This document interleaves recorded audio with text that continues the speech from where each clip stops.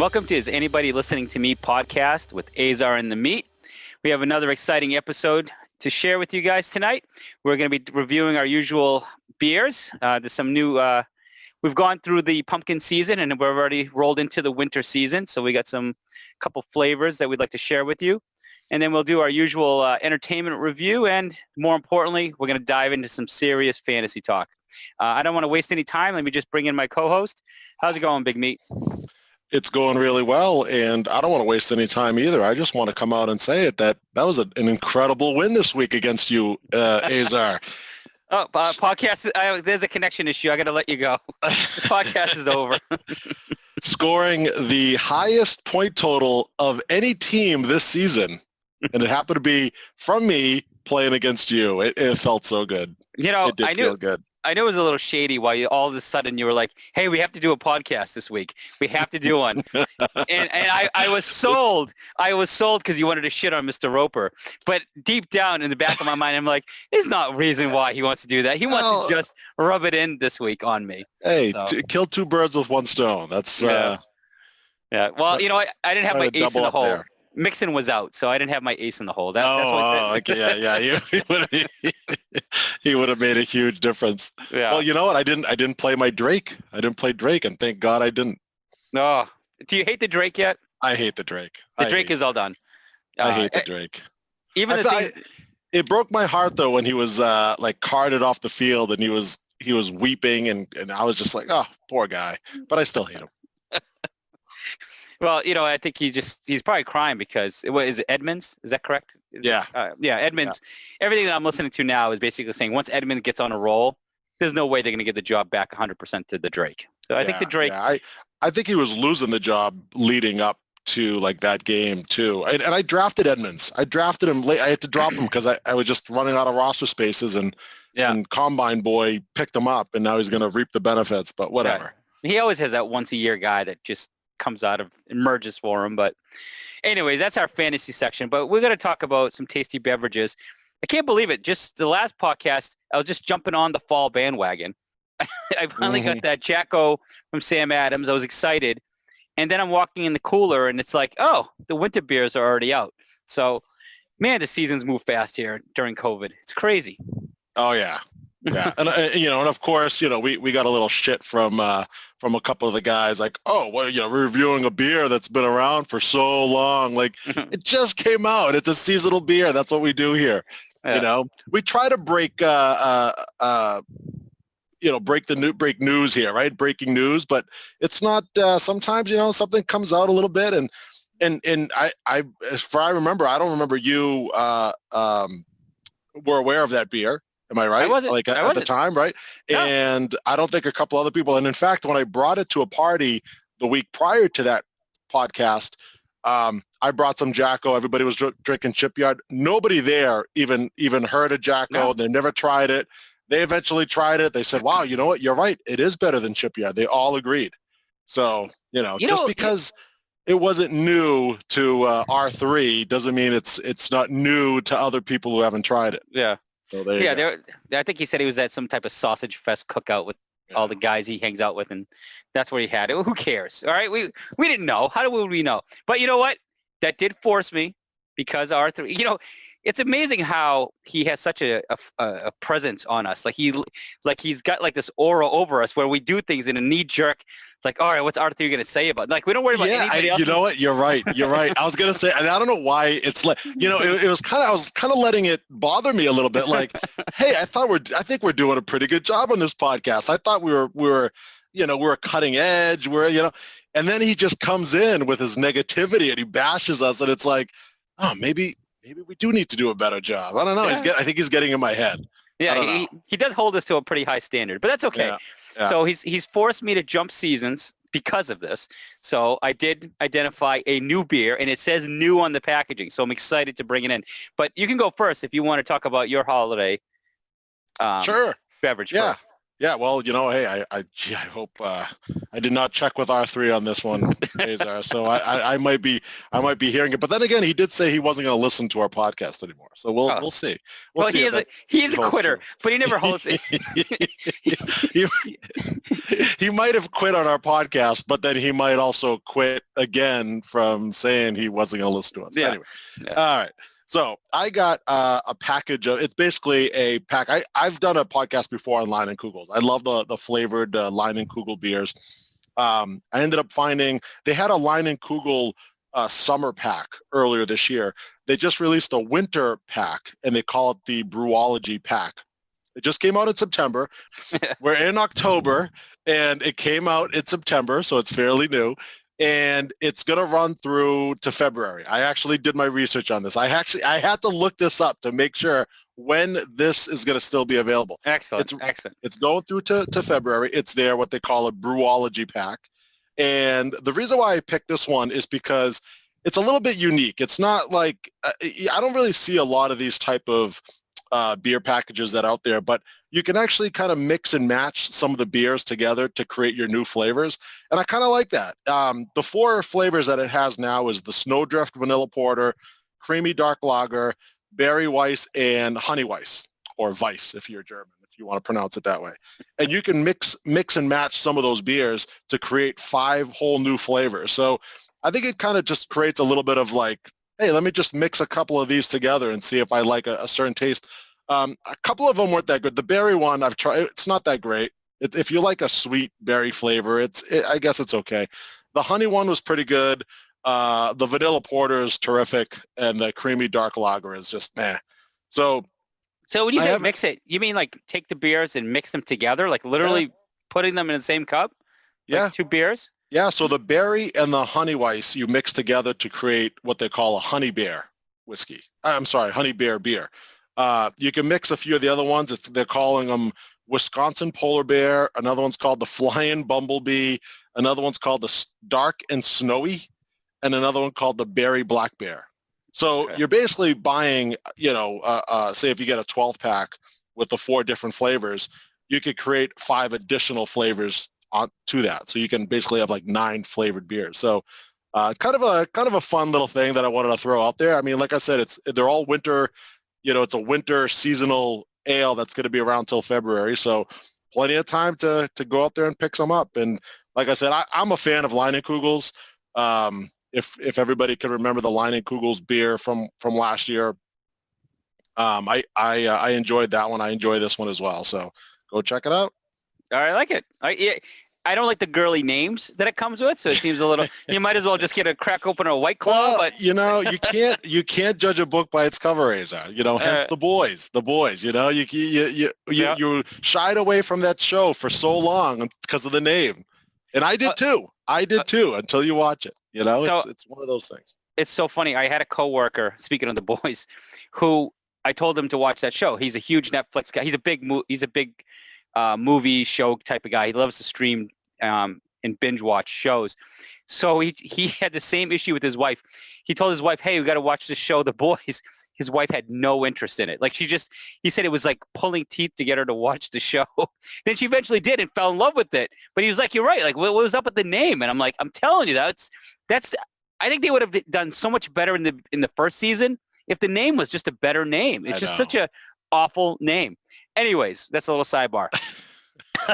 But that's good. So you have so let's hopefully, because I think what you introduced, there's no way R3 tried all those different combination flavors. So I think you're safe. Yeah, he can't. Oh, if he comes back and says, "Oh, we were went to a party the other day and we were mixing all the beers together, me and my boys." Like, if he comes back and says that, I'm gonna push the bullshit button on that one. You might be prepared. Just be prepared. It's either that or Antifa Boy might have already done it. Someone's going to come out and say it, but we're just going to wait and see. So the beer that I want to introduce, it said new in the packaging. So I feel pretty confident that it was just released. It said it came out. It's actually a little earlier based on the website. So what I did find out is, just like you were saying, Big Meat, this seasonal beer is going to be available from November to January. It's the new Sam Adams Holiday White Ale. And the packaging said it's new, so I'm going to assume it has never been on the market before. But it's actually really good. My wife came and asked me, is it better than the Jack O? I love the pumpkin beer, so I'm a little biased. But I got to say, for a holiday beer, sometimes they get a little heavy. It's wicked seasonal. I mean, they're heavily seasoned. You can taste the spices and they feel darker. This one's actually a light, refreshing holiday beer, and I do like it. And it actually, I like white ales to begin with. It's kind of some of my favorite beers are white ales. And this one does have hints of cinnamon, nutmeg, and orange peel. And you can taste the cinnamon and nutmeg in it. So it's got that fall, winter flavor, but it's got the orange peel, so it's got like that light, refreshing taste to it. Yeah. So it's really good. And it's going to be, like I said, available from November to January. So you got some time. So I got it. It's not even November yet, so I got it the last week of October. So not bad. So there's no way R3 must have gotten it, right? So I'm feeling safe. And I think it's really new. It's really new. Now you're that's really can you repeat the name again? What was it called? It's called the Sam Adams Holiday White Ale. Holiday White Ale. Yeah, okay. And I'm going to send a picture of it on my Twitter feed, just on our show Twitter feed, because people forget we do have a show Twitter feed, and we don't do enough of sending these images of things that we are doing or what we're up to. We got to, stupid COVID has screwed up so much of our plans. It's our chance to throw it out there again. Anybody willing to be our producer? Any of our listeners, we need a producer out there to be doing this. Yeah. This is a three-man job. Our boy Jarvis has been MIA and still MIA. So, and it's not, no indication to kick Jarvis out. He could still be our third man in here. He could still be our I guess, what do you consider himself a producer, an acting producer, but we need an official producer. So maybe we could say this is a four-man job. Anybody willing to step up? I think so. I think once COVID is up and we're doing our projects and stuff, hopefully we can get that fourth man. And we just got to wait. More importantly, we got to get our third man back. He's got to be on parole soon. Hopefully, we're praying. We're praying his good behavior. Yeah. I think the spoon broke. So right now he's like broken. His spirit is broken. He's in there. But he's waiting. He's waiting for a dark and like stormy night, and it's like when it's raining, downpouring, and the thunder. Well, he's waiting for the perfect weather to come. That's what it is. That might be true. That might be true. There might be a big storm this weekend. Maybe he'll luck out and get free. But we're again, our thoughts and prayers with the third man. But we do miss him. He does add. And I definitely would love to talk to the history buff, because I did finally watch that movie Midway, which, God, has been out forever, and I finally got a chance to watch it. And I know someone like Jarvis, he would have appreciated. Well, more trench warfare talk. No trench warfare. It was all in the water, so that's where you're wrong there. Anyways, so Sam Adams Holiday White Ale, definitely recommend it. And for a 6-pack, it was $10 at the local Hannaford that I'm at. So, they're not the cheapest beer, but Sam Adams never are. So it's most and I like Sam Adams. Yeah, that's actually great for me, Azar. I can't wait to try it. And what's funny? Have you ever looked at Sam Adams' stock price? I have not. They are $1,000 a share. Oh, they are a wealthy company. I never knew how successful that stupid company was. It is amazing how successful they are. And I think their stock exploded. If I'm not mistaken, I think, I'm not going to make anything. They own one of the seltzers.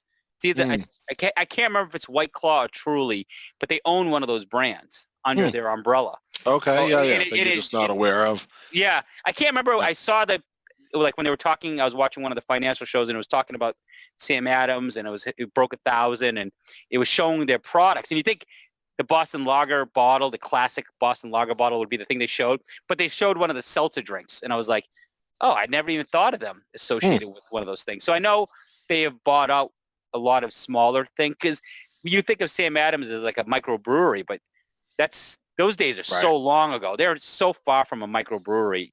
Yeah. I remember years ago. They have a lot of different flavors that people aren't even familiar with. I think it was like, where they even showed on their commercial, like one day it was like one of their commercials, how they have like 80 different flavors, and everyone's like, what? Like, I don't think like Sam Adams would have that many, but they do. Yeah. They do have the really expensive one. They call it Utopia. I forget how much it costs. It comes in like, it looks like a little genie bottle. Have you ever seen it? You know what? You know what? Save that. Third Man.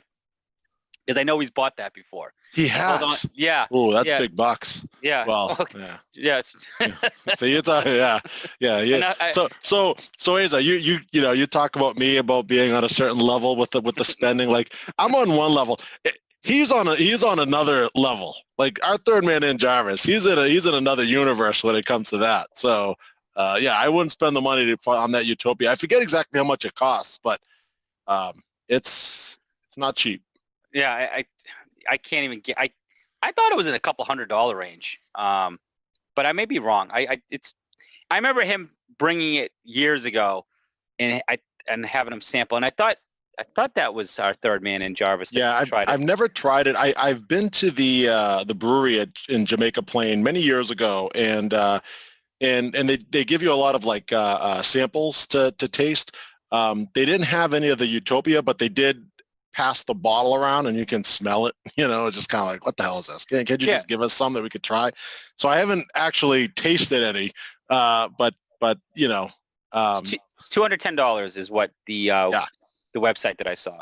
Yeah. So I swear I for thought a little bottle. If it, I'm almost thinking, is it our old friend Chris from back in the day at Flair? Was he the one that gave me it? But I swear I thought it was our third man that had that. 28%. Yeah. Anybody who would spend that kind of money frivolously would be our third man. So yes, he's got that kind of lifestyle.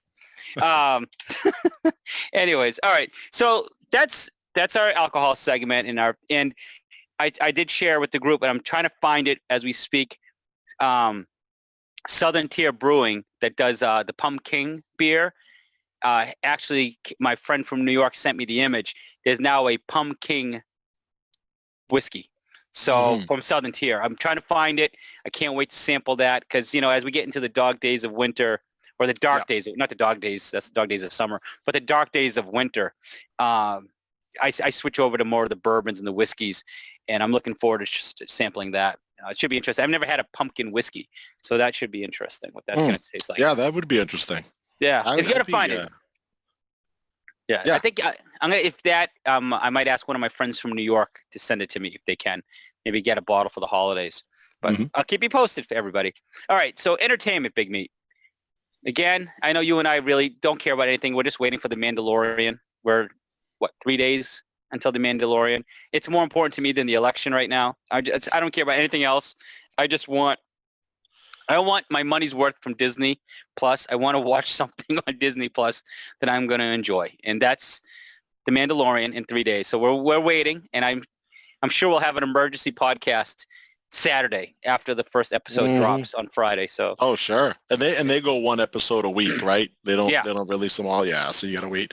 But still, yeah, I'm looking forward to it too. And I actually read today that and I didn't know, I knew they were talking about this, but I thought they canceled it. I didn't think it was they were going to move forward with it, but I read today that they are moving forward with Ewan McGregor playing Obi-Wan Kenobi in his own Disney Plus series, like a limited series. So he's going to like revisit that character. But what I read today was he was actually seen on set while filming Mandalorian 2, dressed as Obi-Wan Kenobi. So he might now, of course, this was the setting, right? It's after Return of the Jedi. Obi-Wan Kenobi's dead, right? So maybe it's a flashback. Maybe he comes back as a Jedi ghost or whatever. But he was seen on the guest. When I read that today, I was like, oh, that would be great. Like if he came back to reprise that role. Oh, that'd be interesting. The spirit of his come back. That'd be interesting.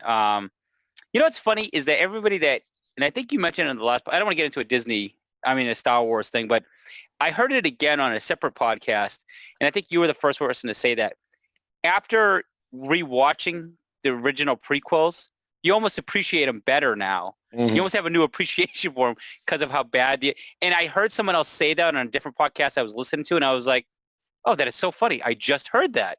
That is true. Like, you almost appreciate them more.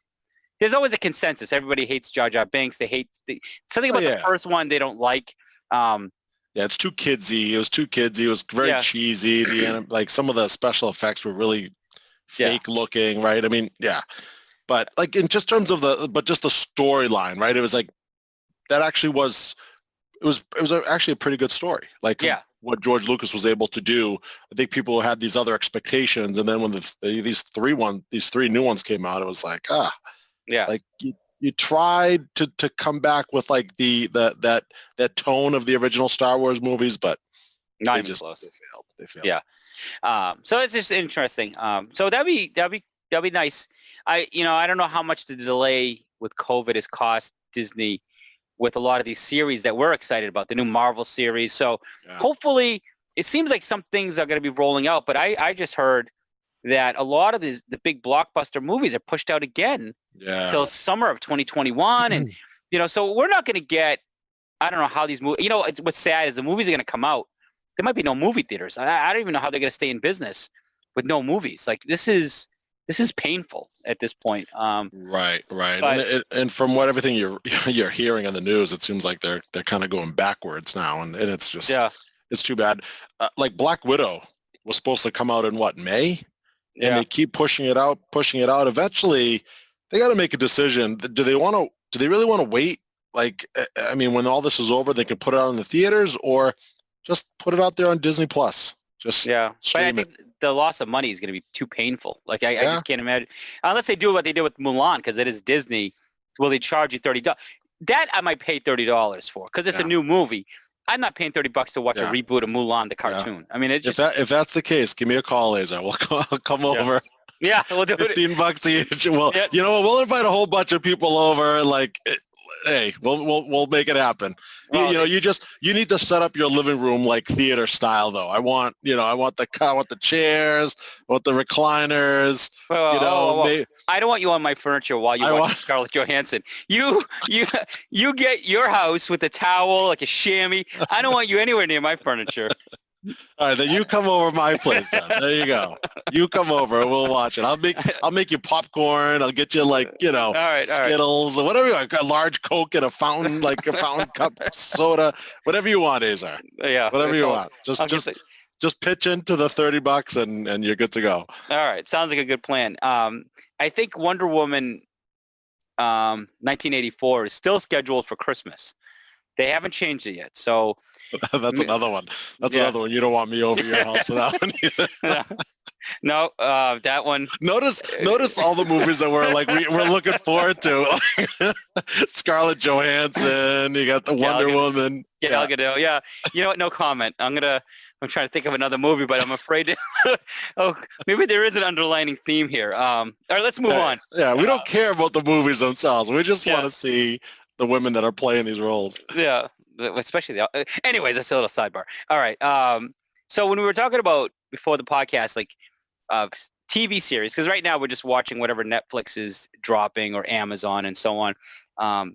In the spirit of Halloween, I mentioned I've been trying to get through The Haunting of Bly Manor because I enjoyed The Haunting of Hill House, and Haunting of Hill House it was really popular. Like I heard a lot of people talking about that show when it came out. It was very creepy, it's jumpy. You had to keep paying attention to the scenes because there was always like things in the background you had to pay attention to. 4 episodes in, and it is so painfully slow, and it's not as scary. And it's sort of disappointing and maybe it was a false anticipation because it's really not a spin-off of Haunting of Hill House. It really is its own show. And even though some of the characters from Hill House are playing in this, I thought they were having cameo roles, like from same characters from Hill House, just carrying over to this. But they actually are completely independent characters that have nothing to do with the other show. So it's so weird watching these guys in these roles where you're like, for example, the brother that was the drug addict, he's this more like proper British guy, and like. Like what the hell? Like this, it's just weird to watch, and it doesn't have the same jump. It doesn't have that same capture intensity that you want. So it's one of those shows that if you're into scary shows or you really liked Haunting of Hill House, I'm telling you, Haunting of Bly Manor has been so far a disappointment. for me. I'm really disappointed. I love Halloween, and I love Halloween like scary things, and I was so ramped up for this, and I'm like, this is not even scary at all. Like it's kind of like a Yeah. drama. It So sounds like the casting director there did a poor job. I mean, why would you cast some of the same characters from a similar movie?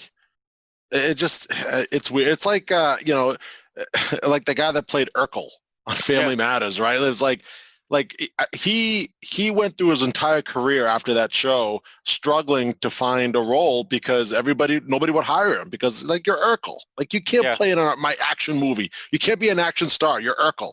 And yeah. it's like with this one, it's like they're already those characters from that other movie. You can't put them in this movie Well, here. So they did such a good job because Haunting of Hill House isn't like a gory type of show.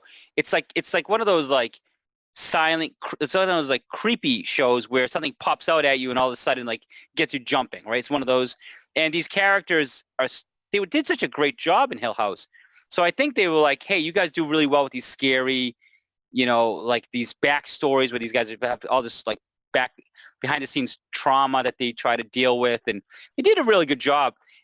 But it's just the story itself is just like a glacier moving. It's just like, mm, and it's like, is it supposed to be scary? Like, I don't know. I can't describe it. It's almost like when you watch The Witcher, you don't and I know you know you're not a fan of it. We go back to it, and the greater point I'm making is I don't understand. Sometimes I go based on how Netflix ranks shows. So I'm like, oh, right. it must be streaming really well. It must be good. So I try to watch it, and Yeah. you're like, what the hell are they talking? Who's watching this Yeah, show? and I like The Haunting of Hill House as well. So I haven't seen this one yet, Haunting of Bly Manor. Yeah.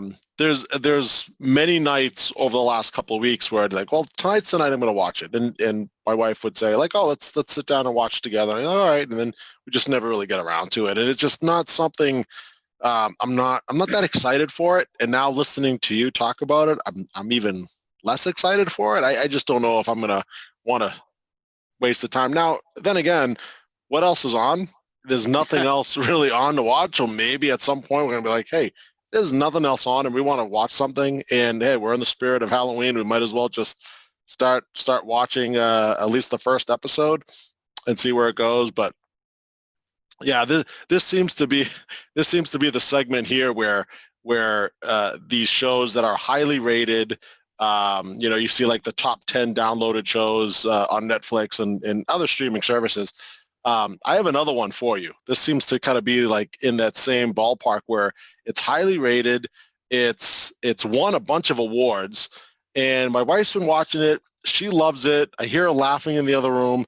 I decided to come in and just watch a couple of scenes, and I just don't find it very funny. And it's the show Schitt's Creek, and that's on Netflix as well. Yeah. I just don't get it. Maybe I just don't get that humor. I don't know. Like I'm trying to watch it, and she's like cracking up laughing. I'm like, the show's not that good. Like I don't understand what the obsession is, and that's like one of the number one shows on Netflix right now as well. So yeah, I don't know. Is that on an original Netflix series? Is it? I feel like it's on another channel, right? And Netflix picked it up. Is that true? I'm not sure.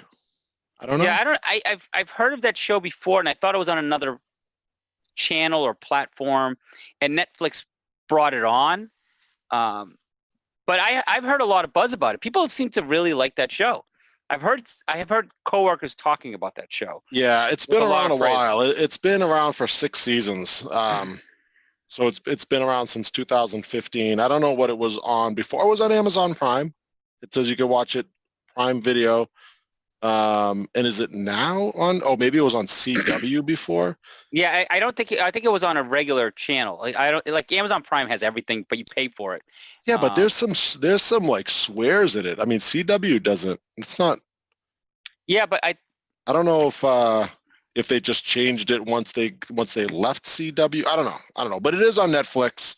So it might have been on a couple of different platforms. But yeah, I just don't. Maybe it's just me. Maybe I just don't really get the humor in it. But I just don't find it to be very funny. And like I said, it's won a bunch of awards recently too. So do you know? Is it? How do you? I don't know. And I'm not sure the people that listen to us, because most people that we talked about The Boys. A lot of people that listen to the podcast have jumped on and watched The Boys. They got into it. I got to say, like when you see something like Shit Creek, I don't know about you, but when I'm streaming through, That's what it is. Shit Creek. It's yeah, Shit's Creek. Shit's Creek. But yes. Shit Creek. But to me, it's Shit Creek. You're right, because I feel like it's shit. That's what it is. Um, But continue. when I searching shows, when I find out it has like 4 or 5 seasons, I always, I don't know about you, but that actually turns me off. I'm like, oh, it's already 5 seasons in. I don't want to start 5 seasons, but like, I almost want to hit a show fresh, but it's just laziness on my part. I don't know why, but like when I looked at that show and I was like we were talking, I'm like, oh, 5 seasons. I don't want to start. I don't want to invest that much time into this because Yeah, I'm a little bit the same. I think a lot of people are like that too. I don't. I think it's more about not wanting to go back like from something that was 5 years ago to watch something that's 5 years ago. Like nobody's talking about it anymore. Like you're not. There's nothing. yeah, You know what I mean? I think that's what it is. So you just tend to stay away from it. Now I ended up doing that with Breaking Bad. I watched Breaking Bad. That show came out even longer than 5 years ago. That show's been over and done with for a bunch of years now. And I still went back to ended up just binge watching it because there was nothing else on, and I just said, whatever. But that's but a great it's hard show. to do. But it's a great show. But that's a show the same. That's a perfect example of I haven't gotten into it because I'm just like it's so many seasons and it's so long ago. I feel like I already missed the opportunity. It's like if someone's saying, "Hey, I'm watching the Game of Thrones right now," and I'll be like, "Yeah, but it's not the same excitement like when the episodes are coming out. Everybody's talking about it. Right. Like when you watch it now, you don't have that same That's like why I said no. I agree. And that's why I said on the last podcast. I think these services these streaming services do. It's better for them to release an episode once a week as opposed to all at once.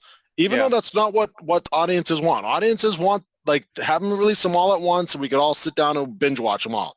Mm. But that doesn't do the networks any favors there, because you want to drag it out. You want to drag it out over several weeks. You know, have people talking about it, have the interest get built up. You know, you got a few episodes in, all of a sudden everyone's talking about it on social media. People are saying, hey, everyone's talking about this show. I'm going to go back into the first episode and pick up on it. Whereas if they release all 8 or 10 episodes all at once, people talk about it for a week and then it just dies out, you know? But So, but Netflix has done such a good job with their business model because they drop so much new content. They get so much buzz on that's that, true. and they get 8 episodes. They're not long. They're not asking you, hey, we want you to commit 4 seasons. Like a lot of the buzz are always on shows that maybe are 1 or 2 seasons. Like Cobra Kai, you could say, all right, well, that show dropped on Netflix. That was 2 seasons, but they weren't long episodes. It was easy to blast through them. I don't think you can drop something like Breaking Bad on Netflix and think you're going to get a lot of, if that was like, if you drop that whole like 3 seasons of that, Yeah. you know, Lit- it's not, it's a little late, 5 right? seasons or Yeah. years later. Yeah, it won't work. Yeah, you're right. You're right. It won't So work. I think for Netflix it works because they're smart. They don't make they make some long episodes per se, but they don't make long seasons. It's not like they're 15 episode seasons. They're usually 8 to 10 usually is kind of like the max for Netflix. They drop them. They know it. They get you excited. They get the buzz, and then they get you waiting for that next season to drop. So they're not, for them it works. I don't know how well it will work if for Amazon or Disney. Like they already said, we're not doing that. This is how we're doing it. And I don't think they can all of a sudden start dropping. I think just Netflix is what you get out of it. It's like what you expect now.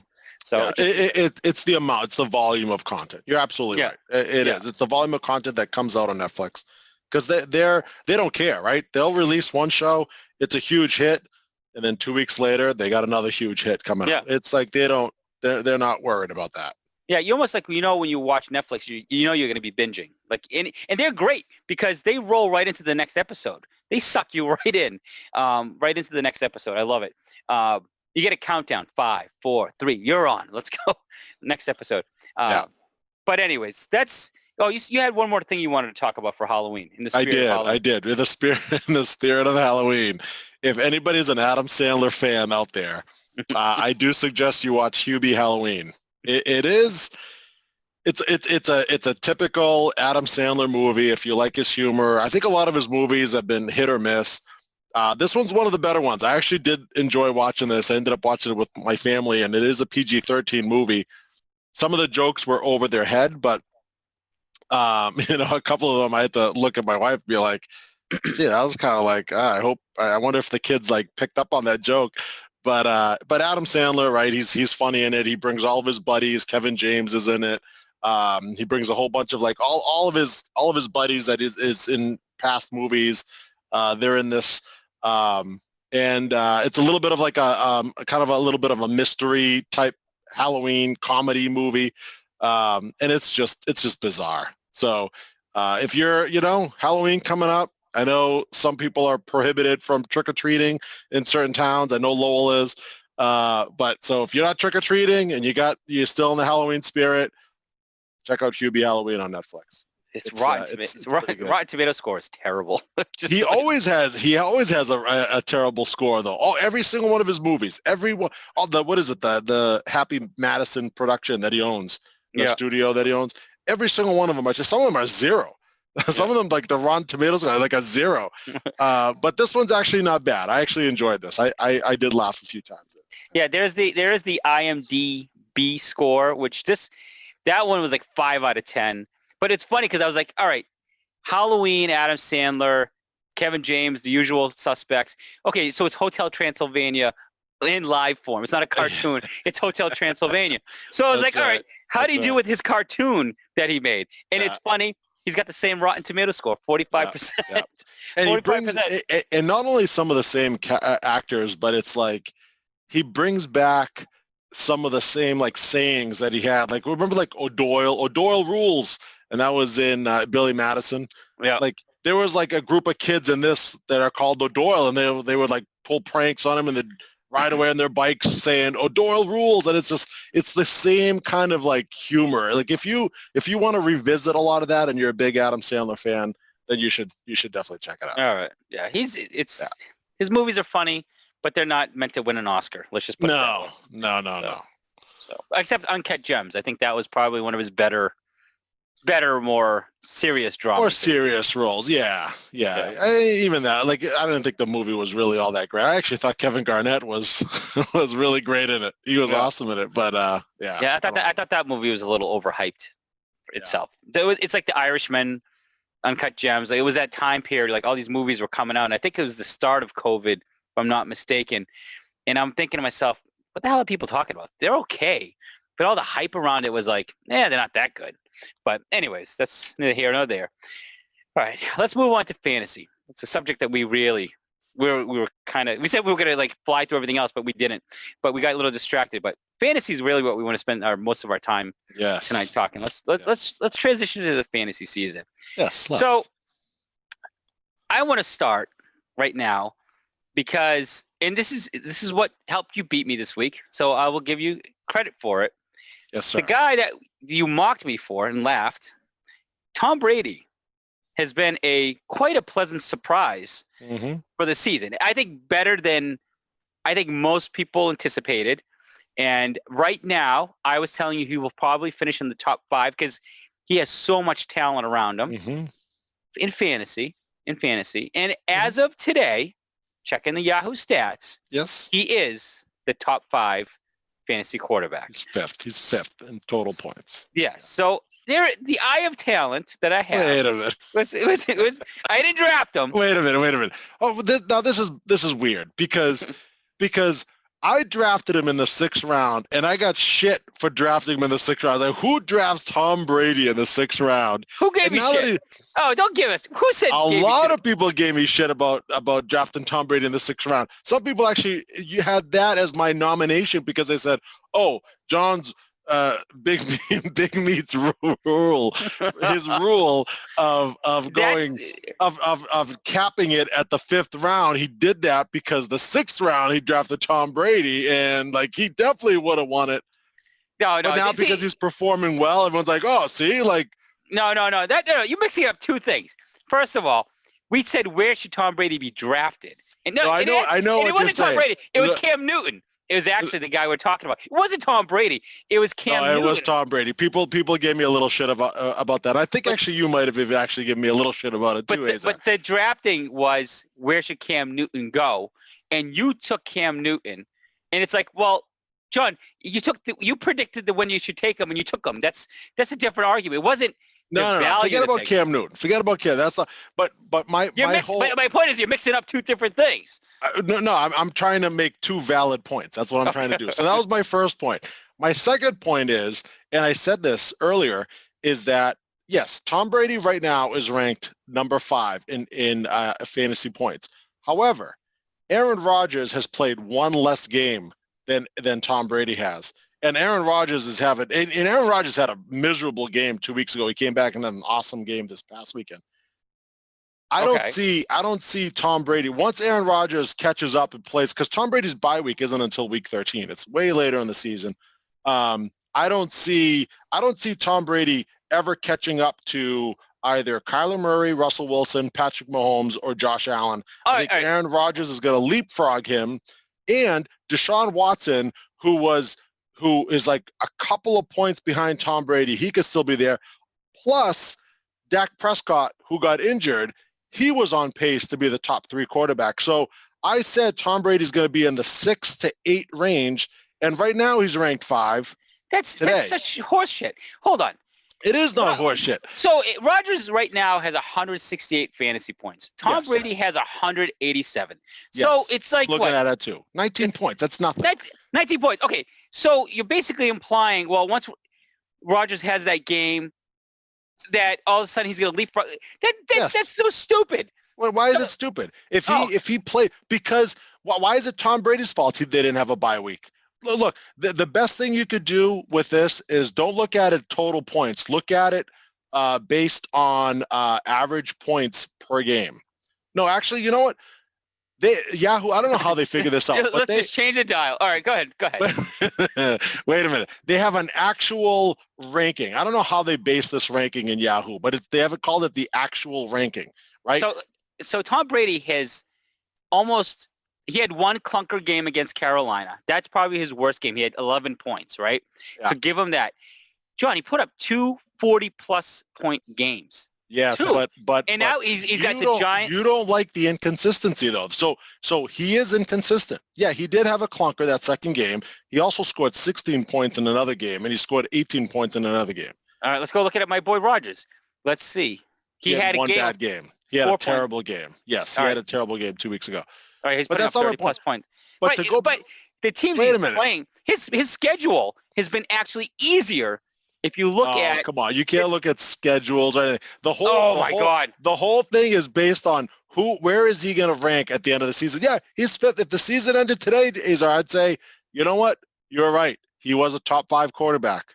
I want to see what Aaron Rodgers is going to do. He still has Indy's defense, Chicago's defense. He's got Tampa Bay. I already played Tampa Bay. I apologize. This is where I need Jarvis, because Jarvis's love for Aaron Rodgers. No way. No bias there. Well, let me go back to the actual rankings, because if you look at the Yahoo actual rankings, and I don't know, again, I think they base this off of whether the person's injured or whatever, like how they performed on an average basis. Tom Brady's ranked 9th on that, behind Ryan Tannehill, Lamar Jackson, who've both only played 6 games compared to Tom Brady's 7. What are you sorting it at? How are you sorting it? Actual rankings. Where's that? Actual rankings. If you go to quarterbacks, all players. Season rank. And you go to actual rankings. They still have Dak Prescott here at number 6, because he hasn't played he only played 5 games. Brady's still higher than Rodgers. What's your point? Brady is still higher than Rodgers, even in the other rank, in the seasonal rank. But that's only because he's played 6 games. What do we care about? You care about the points they're producing. They're fantasy points. Exactly. But what the hell do I care? But you can't compare what's going to happen at the end of the season, right, and say one guy plays 16 games compared to another guy that plays 15 games. That's one whole extra game of points. John, right? Eventually, okay. So... you know what? Fine. You are so you're arguing is just makes no sense to me. No, it does make 100% sense All right, because so we won't know. All right, so week 13 is Tom Brady's bye week. So Yes. at week 13, yes, we'll we have will another then- podcast and we will discuss this. okay, Yes. so we'll reassess at week Yes. 13. Yes. Okay. Now wait a minute. Now they did pick up Antonio Brown, and now Oh, is no, that- no, no. Wait No, a no, minute. no. Wait a minute. Now this is my third argument. Yeah, My here we third go. argument. But now at the time when I said Tom Brady, will he finish as a top 5 quarterback? I said, I don't think so. I think he's going to be 7th or 8th, kind of like, because I was thinking all the quarterbacks in my head. Dak Prescott was one of them, and he tore up his ankle there. That's his problem. Injury. But I know exactly. I know, but I said at the time, I said, if I can't predict injuries. I mean, Tom Brady never gets injured, even at 43 years old. If Russell Wilson and Patrick Mahomes get injured, yeah, of course Tom Brady's going to be top 5. I can't predict, but I even said at the time, if you don't consider injuries and you don't consider any other players that end up coming in, I said at the time, if Tom Brady has Mike Evans and Godwin and all those guys around him, I don't know if Antonio Brown's going to be a stud when he comes back or not, but that's a big extra piece to the puzzle. Now, could he remain as top 5? Honestly, I don't think he will. I think he's still going to end up 6th or 7th at the end of the season ranking. Oh, that so risky. Oh, he's not top 5, but he might be 6 or 7. You're so full of shit. Yeah, because you got Antonio Brown. Oh man. And wait a minute, let me tell you this. How about when I said Gronk would be a blocking tight end? And sure enough, what is he? He's a blocking tight end. As he's scoring touchdowns for Tom Brady right now. Yeah. He's been picking it up a little bit, but he's not putting up anywhere near the numbers that anybody would have predicted. Only an idiot would have thought Gronk was going to have after going from WWE. Who thought he was coming back and he was going to put up the same numbers? Hey, he's not going to be Kelsey or Kittle. No one went into the season thinking he was going to recapture that magic that he had. He's just another piece, And I'm just trying to prove to the point that I was right about Gronk. Whether other people agreed with me or not, I don't care. I just want to say that I was right. And no one's even discussing Gronk. So you're just changing the dial as usual. Your argument is ridiculous. He's top 5 right now. We're checking back in on the season. He's a pleasant surprise. He's top 5. You can't say right now after week 7, it's like, oh, you're right. The argument's over. Let's wait till the end of the season. You're such a jackass. And then come back and talk to me. As we discussed, the topic of discussion was who was a pleasant surprise. We were going to talk about some different players. I am just saying Tom Brady has been a pleasant surprise compared to what everybody's, even just take fantasy out of it, what everybody's expectation was. Him going to a new team, listen, he's bringing that same leadership. You don't have to convince me about Tom Brady. He was my starting quarterback that I drafted. I skipped over Russell Wilson because I thought there were still – I still felt like, okay, if Russell Wilson slides to me or if Tom Brady or Aaron Rodgers, I'll be happy with any one of those 3. And then you drafted Russell Wilson, Jarvis drafted Aaron Rodgers, and then Tom Brady came to me. I said, hey, I like Tom Brady. I'll take him. There might be a chance that he puts up big numbers. I mean, he'll still put up big numbers. But I didn't think he was going to be better than Mahomes, Lamar Jackson, who right now is actually underperforming, but he's catching up. Kyler Murray, who I said was going to be a top 5 quarterback. That's a guy that you and Jarvis didn't believe me when I said Kyler Murray, and right now he's the number 1 quarterback in the league. Right now, yeah. Dak Prescott, who was on pace for 7,000 passing yards, he was my top 5, and you laughed about Dak Prescott as well as Jarvis did too, and you didn't think Dak Prescott was that good. Josh Allen was somebody I didn't really consider. I thought he was going to be the Dak 10, Prescott 11, thing. Whatever. Oh, the Dak Prescott thing. Their team is terrible. They are just, first of all, what does that have to do with it? No one thought, when we laughed, is when you have Ezekiel Elliott, and Dallas historically had a pretty decent defense. They have never, I can't remember them being this bad. They are like old Detroit Lions bad defense. They're terrible this year. Yeah. And I can't understand, I would have never predicted Dak Prescott. They would have needed to win games on the back of Dak Prescott. It wasn't that he couldn't do it. It was a function of, how does that make sense? Their defense isn't bad. They're going to have a solid defense. They have a great running game with Ezekiel Elliott. But that's kind of like flipped upside down. They barely run the ball well. Like Elliott isn't the same Elliott from the past.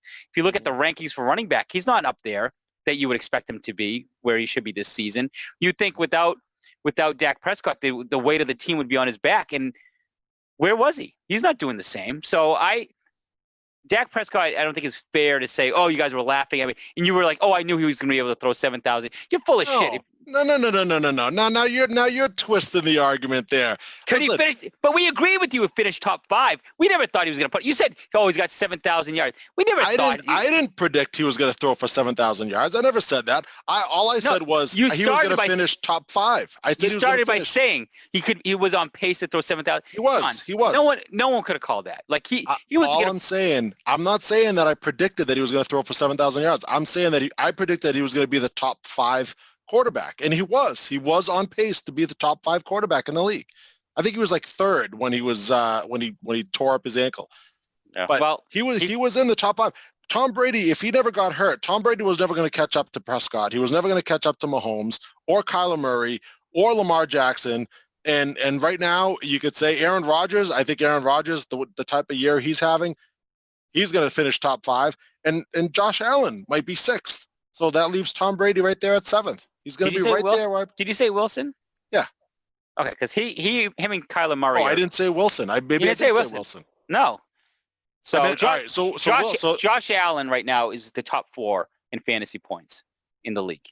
Yes. So yeah. So he's the one guy I was just like, I'm not big. It's Buffalo. Like, what is Josh Allen going to do? But he's the one guy that he's the pleasant surprise. If you want to talk about a pleasant surprise, he's the surprise quarterback of the year because nobody predicted him to put up the numbers that he's been putting up. Yeah, that's true. Mahomes is Mahomes, right? Wilson's Wilson. Kyler Murray.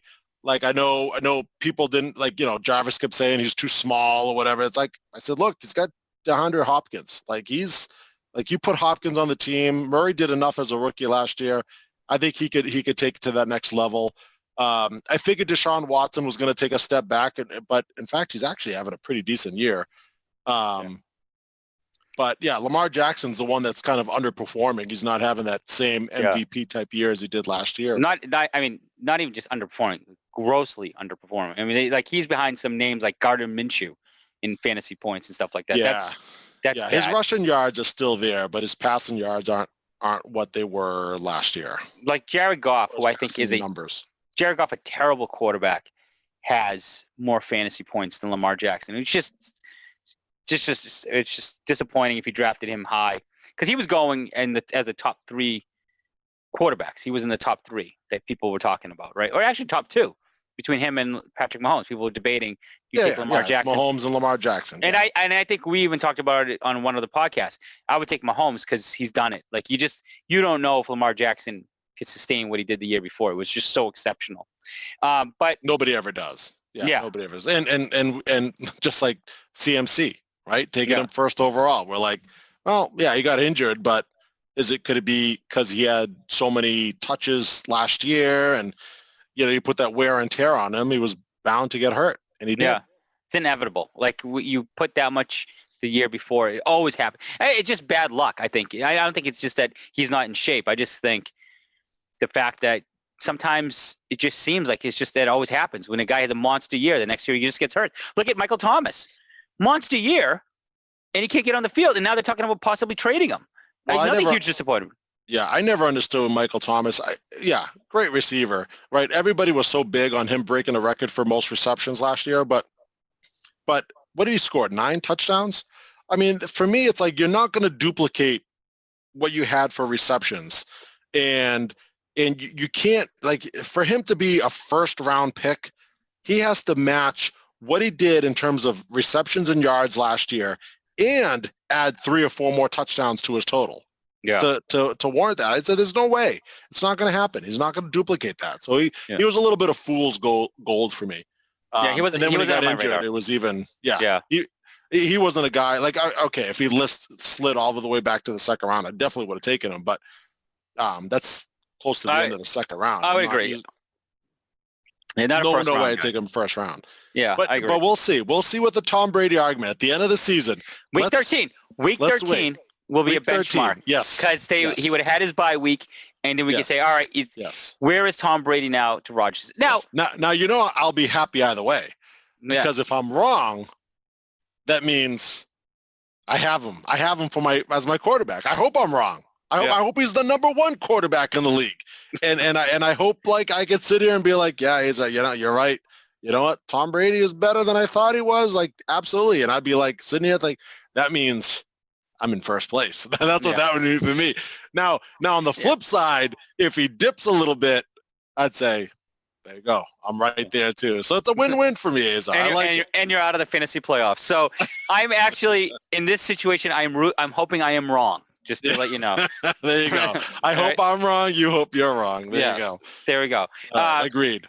So we have to talk about it because as being in New England, I've got to say Cam Newton has to be. I mean, it's almost safe to say the Cam Newton career is pretty much over at this point. Yeah, that experiment is not working out. But he needed this year just to be able to take it and carry it over to a new contract.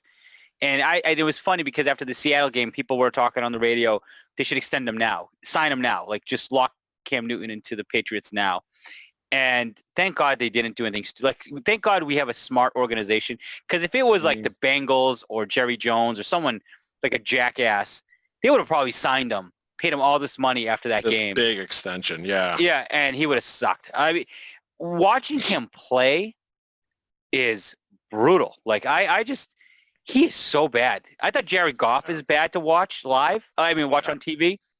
Cam Newton can't hit anybody. Like something happened to him. Yeah, I almost feel like they went away with the play calling, with him just running the ball. Like the first couple of games, they just said, here, just design plays, just snap the ball and just run.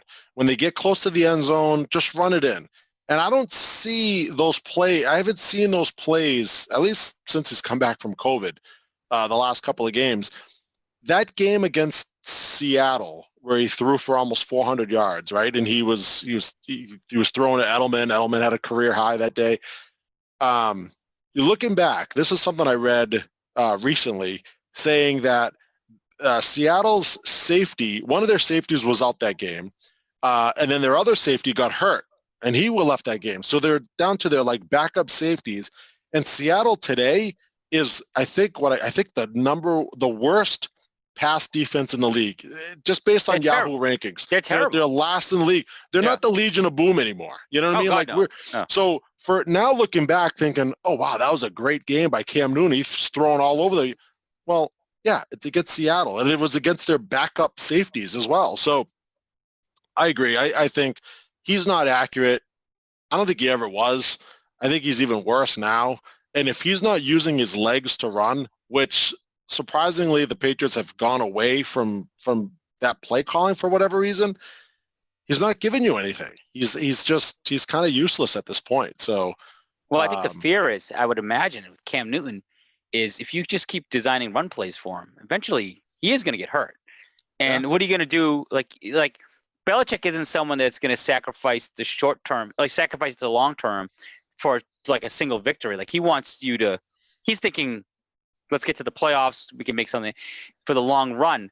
But it is just sad. Like, I don't know, that game last week, and now with the Bills coming, I unless they can run the ball, which it looks like they can barely run the ball also. But if the only way to beat the Bills is they got to run the ball. Because if you're going to rely on Cam Newton, good luck with that. Like, I just don't think they're going to be able to do it with that defense. And if Josh Allen, with the way the defense is playing, gets up early on the Patriots, that's another scary thing for us, is because if Josh Allen, because they've got some good receivers that can move the ball, if they can run that, if they can put up a couple, 2-3 touchdowns on the Patriots, I don't believe Cam Newton has the ability to rally them back and get them.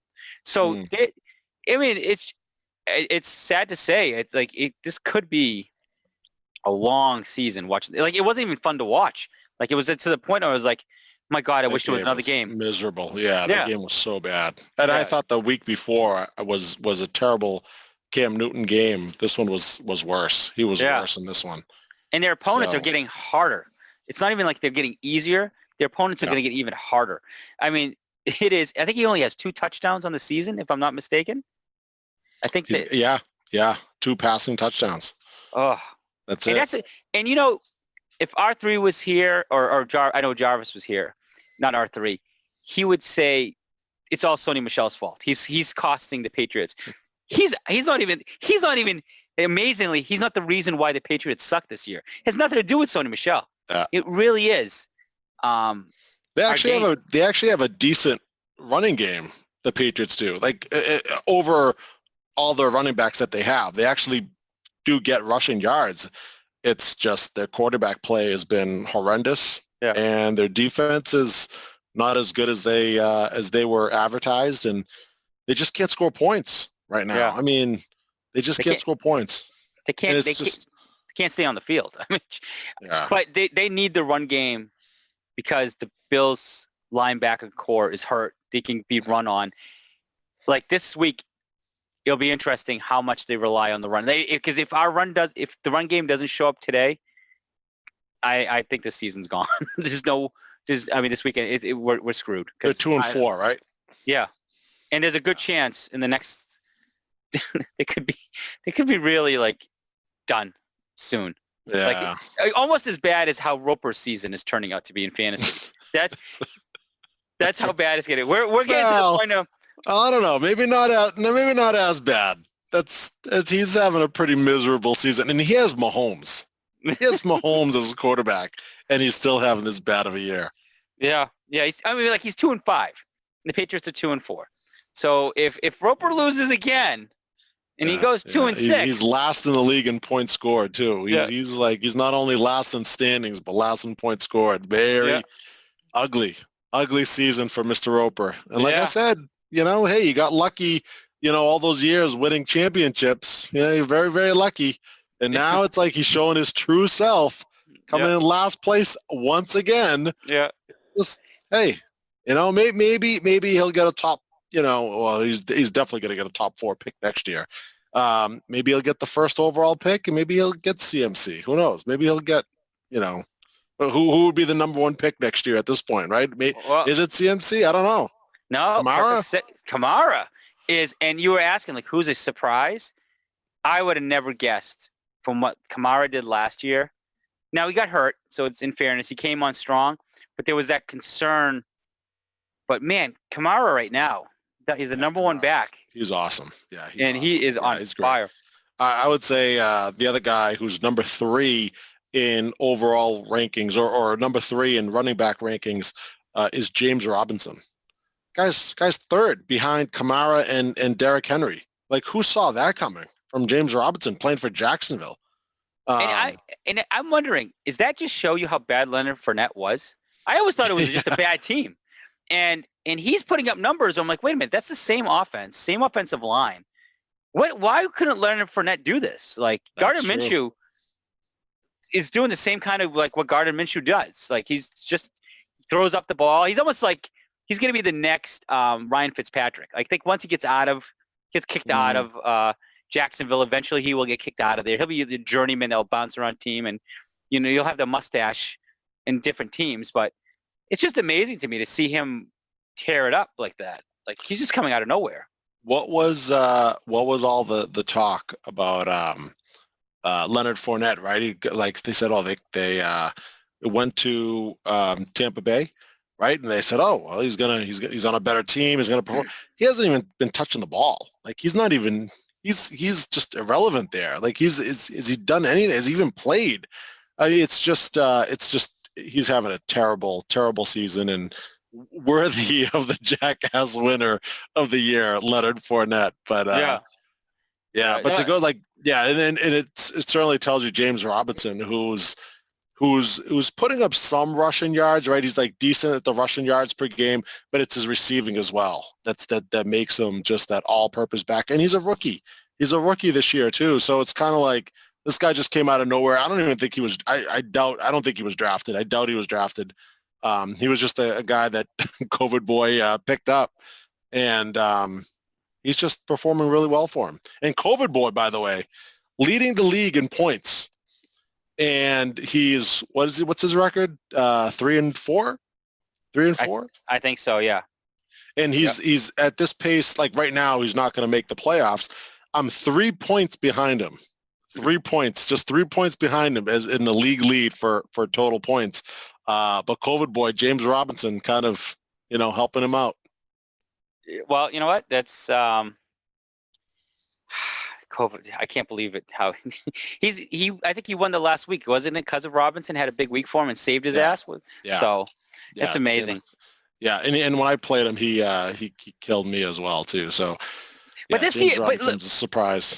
But look at this year, right? And I'm just looking at this. So if you drafted in fantasy, and I know R3 is going to argue and say, I told you guys this is all luck, right? Because that's his big thing before he quit. But, I mean, you said Robinson, number 3 in fantasy points, right? Dalvin Cook got hurt, so I think he would be better than where he is at number 4 right now if he didn't get hurt. Kareem Hunt is now number 5.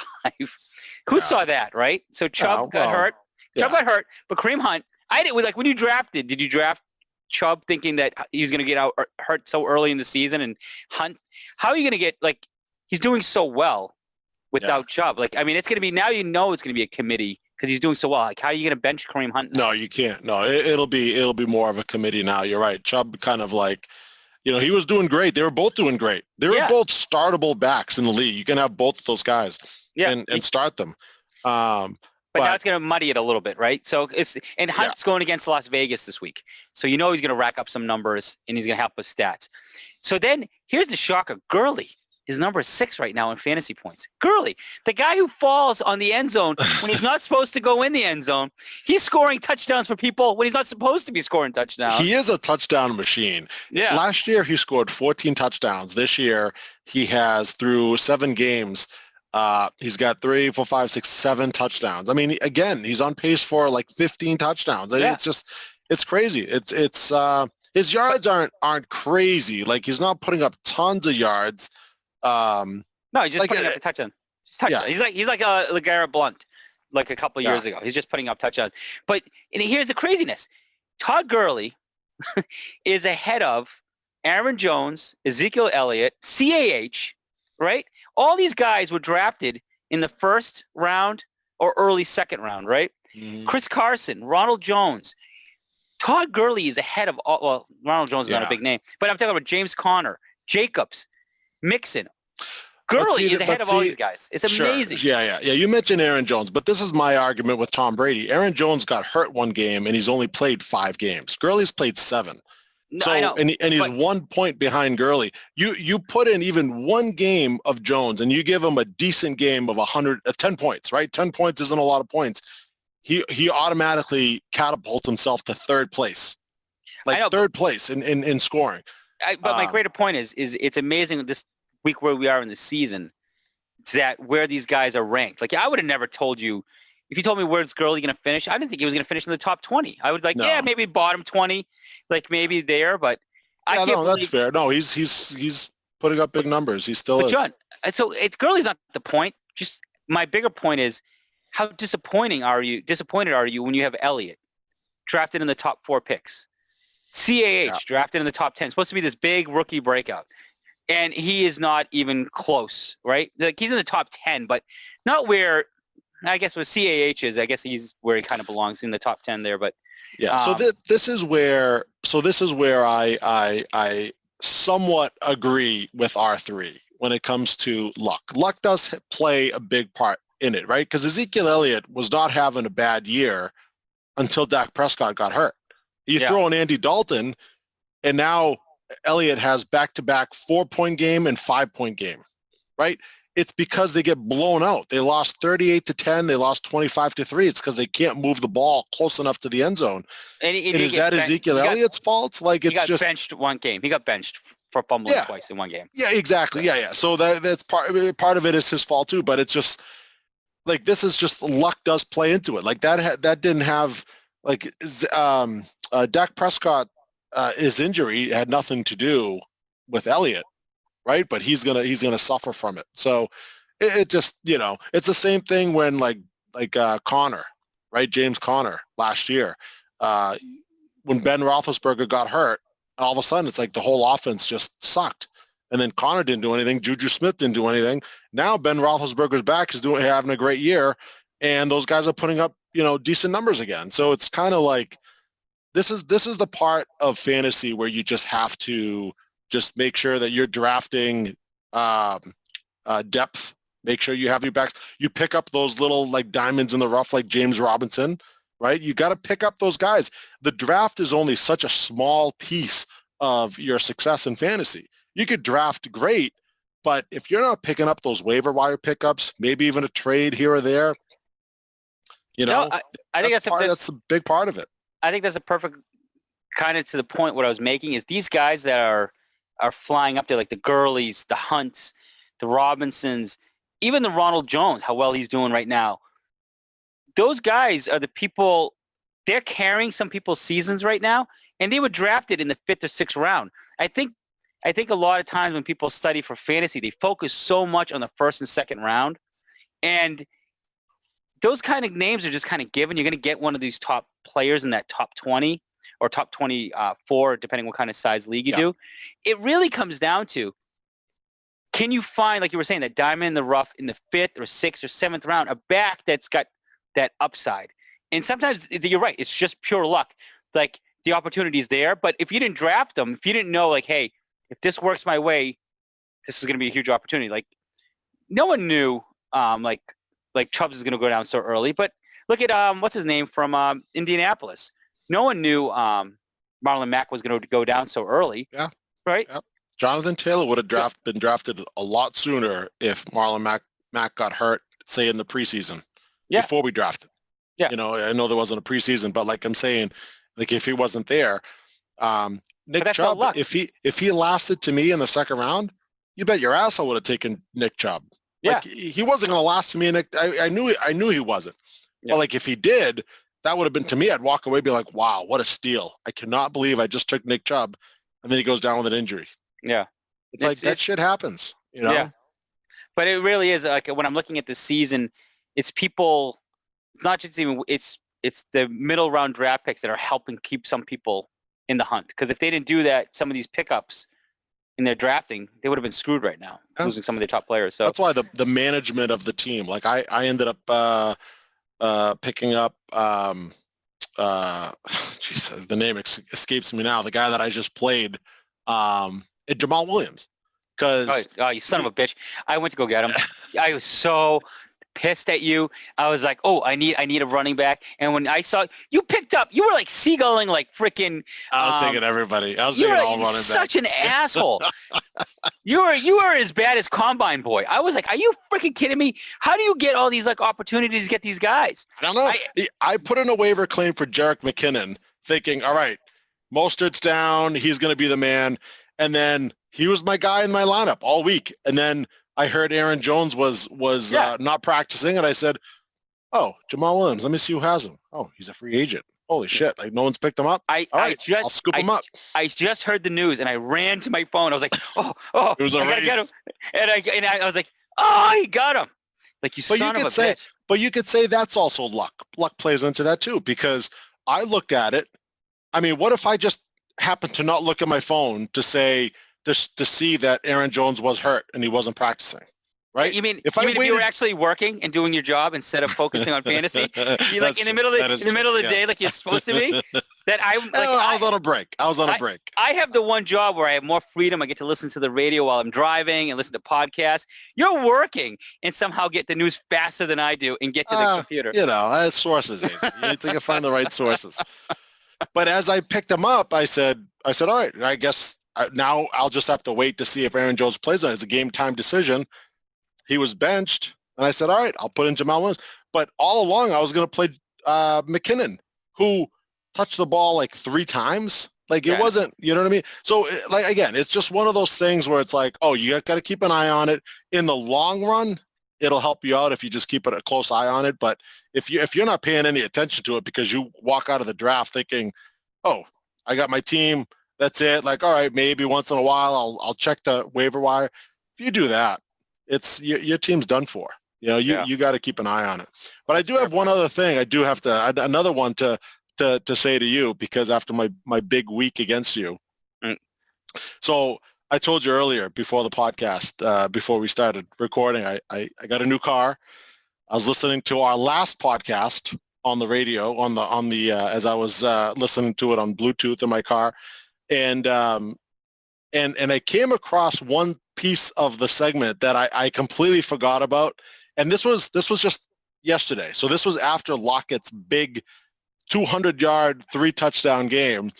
You said in the last podcast, you said, yeah, Lockett's just one of those guys that just kind of goes over the middle. Like, he's lost a step. I think you said he's lost a step. You said something like he's not the guy that's going to go deep down the field. Like, he's going to make these great catches. He's like a guy that might score on like broken plays, like broken defensive plays.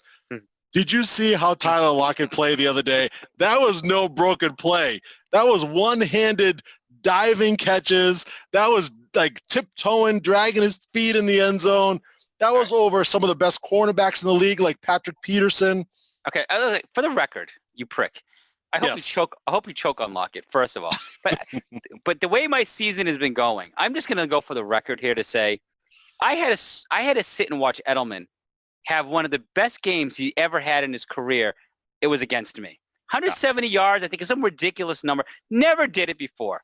I have owned Lockett for a few seasons in fantasy. I have never had the Lockett breakout that you have. I've had 2 games with him like that. Yeah, you are right about one thing. He is inconsistent. He disappears. And what I don't understand, you have DK Metcalf.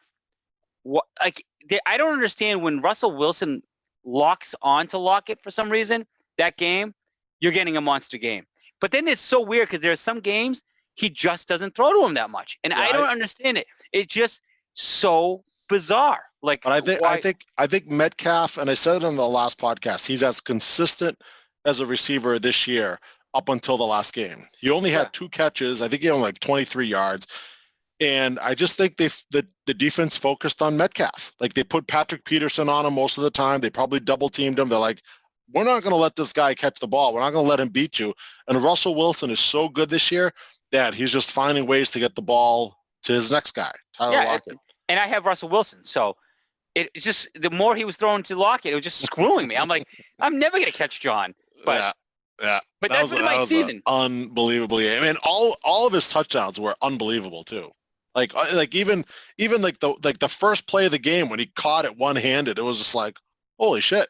Like, he's a hell of a grab. He's a good receiver, and I know I said he lost a step compared to Metcalf. Metcalf is the real number one there. I mean, like, it was always like it's Lockett and for a couple seasons. No, Metcalf is awesome. I love DK Metcalf, and when he ran down that guy who intercepted the ball, that's crazy for a guy that big. If you actually look back at the replay, you'll see Russell Wilson threw the interception. The guy caught it, started running back. Russell Wilson's pretty fast himself, right? As a quarterback, you see him run, he's pretty fast. He's trying to chase after the guy, and Russell Wilson's like, I'm not going to catch up to him. You see Russell Wilson just kind of jogging, slowing down, and here comes Metcalf, like blazing by, and it ends up like catching up to him. I'm like, it seemed like everybody else was in slow motion, and DK Metcalf was just racing towards. I'm convinced that guy is going to be a great receiver. Like, we're going to be talking about that guy for years to come. He's going to be like one of the top receivers we draft in fantasy. If Russell Wilson is healthy, I would say, I would agree with that. And the best part of that DK Metcalf catching that interception, that when he made that play, was the look on the kid's face when he turned around and saw Metcalf on his heels. Yeah. You could see him say, "Oh shit!" like because he was going full speed and he knew. Like, you could tell he's like, I'm not going to be able to outrun him, and it was the best. 100% capture time. So he's a great player, and Lockett fucked me, and that's just fantasy. It's my year. I'm having one of those years. I had a big week last week. It wasn't, between like Tom Brady and Derrick Henry and a couple other guys that I had on my team. Like, even if Tyler Lockett caught 1 touchdown and the other 2 went to DK Metcalf, you are going to catch up to me anyway. Oh, no. It just doesn't, like, you can't look at it and say like, oh, I lost by like a few points. It's like, no. I just had a monster. I had a monster week. Right now, Tyler Lockett's number 2 receiver in terms of fantasy points. Calvin Ridley, number 1. That's a surprise. I Yeah, it was good, but we'll close it on that note. It was a good week. You kicked my ass. I have to grin and I have to bear it. So, But more importantly, it does feel good to see Mr. Roper sitting down there in the basement. oh yeah, you know what? All the way in the basement there. He's. I almost feel bad because like he goes off the grid. We got to wrap it up because this has been a long podcast. But Mr. Roper goes off the grid when he loses. Like he goes quiet. He doesn't say a word. He doesn't talk to you anymore. And it's very rare this early in the season that he starts going off the grid. But he might be out of fantasy before Thanksgiving. So he's gonna be one cranky SOB over the family dinners because if he can't watch football and there's no value to watch football over Thanksgiving, he's gonna be pissed. We've always said in a 13-game or 13-week fantasy season, you have to go at least like 7-6 to make the playoffs. Like if you win 7 games, and then even then you have to rely a little bit on your points scored. Exactly. Rarely has teams made it in the playoffs at 6 and 7. So like 7-6 is like you got to get to that. Yeah. He's 2-5 right now, and you're right. 2 more losses, like that's it. Like that could eliminate him. Well, so we're going on to week 8, right? So he needs. So we're in week 7. So we only have 6 more weeks, technically. Through 7, yeah. 6 more. That's it. Yeah. So he's got to win the next 5 out of the 6 games. Yep. He has to win to get that number of 7 to be safe. Right. And you look at his team, unless Mahomes is scoring 40 points a game for him, I just don't see it happening. Yeah. I don't see it happen. And then you also got Combine Boy, who's also 2-5. He's had a plethora of injuries this year. He's probably not gonna make it. So right now you're looking at like an 8-man race right now, 6 out of 8 making the playoffs. And once you get in, anything can happen. Yeah. So it should be interesting. Just got to make it in. Yes. But we are taking pleasure in Mr. Roper's suffering. We do. Even though he won't talk to us until the new year, until the season's officially over. But it was fun talking to him leading up to the draft and all that fun stuff. That's true. He's up the grid. All right, Big Meat, let's wrap it up. As usual, folks, long podcast, but we're going like a week and a half now because of content. But as usual, please, or as always, like we ask, follow us on Apple Podcast, SoundCloud, or you can YouTube our podcast if you'd like. All 3 formats, you can actually rate and review us. We'd appreciate it. And until next time, Big Meat, any closing thoughts? Happy Halloween, everyone. Happy Halloween. All right. No Halloween. COVID.